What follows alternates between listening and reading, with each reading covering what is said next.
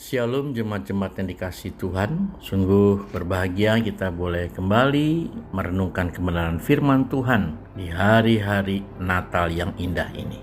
Mari kita berdoa. Tuhan Yesus, kami bersyukur boleh memasuki dan menikmati bulan yang indah, hari Natal, di mana kami merayakan cinta kasih Tuhan, damai daripada Tuhan yang nyata dalam hidup kami. Berkati kami merenungkan firman-Mu, dalam nama Tuhan Yesus kami berdoa. Amin. Hari ini, di mana kita terus disibukkan dan menikmati kebahagiaan merayakan perayaan dan ibadah Natal bersama. Karena itu saya ingin mengambil renungan hari ini dengan tema Natal, sebuah refleksi hidup di dalam kerendahan hati. Saya angkat dari Filipi 2 ayat yang kelima sampai dengan 8, yang walaupun dalam rupa Allah tidak menganggap kesetaraan dengan Allah itu sebagai milik yang harus dipertahankan, melainkan telah mengosongkan dirinya sendiri dan mengambil rupa seorang hamba dan menjadi sama dengan manusia.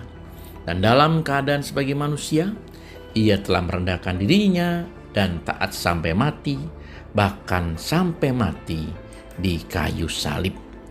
Saudara-saudara yang kasih dalam Tuhan, ketika kita membicarakan dan merenungkan bagian kita Filipi ini, ingatlah bahwa ini salah satu bagian teologis yang teragung dalam perjanjian baru, yang disebut sebagai himnus kristologi, yang menggambarkan kerendahan hati dan kemuliaan Kristus.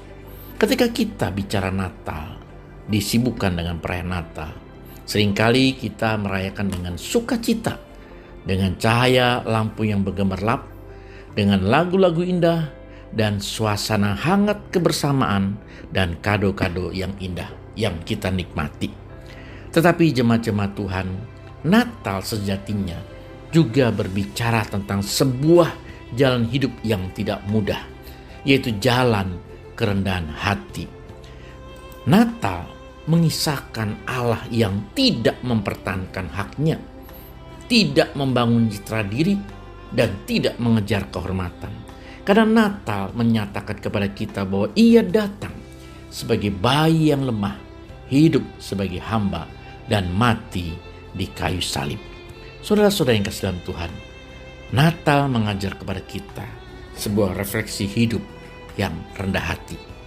Ingatlah bahwa Kristus menunjukkan kerendahan hati sejati, dan karena itu ia layak ditinggikan. Apakah kerendahan hati tersebut, saudara?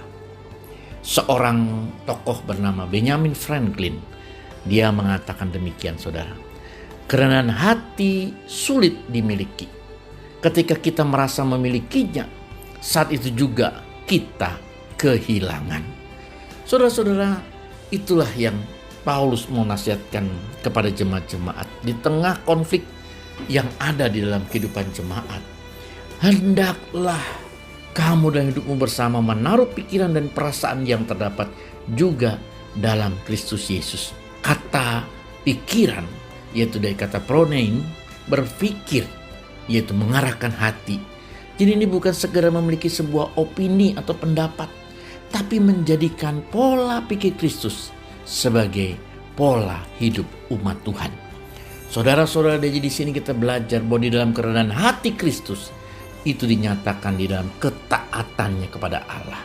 Ia telah merendahkan dirinya dan taat sampai mati. Di dalam ayat yang 8 dikatakan. Kata taat dari kata hipekos itu berarti mendengar di bawah otoritas. Taat meskipun terasa berat, meskipun menyakitkan dan berisiko. Yesus tidak sekedar melakukan kehendak Bapa, tapi menundukkan kehendaknya sendiri.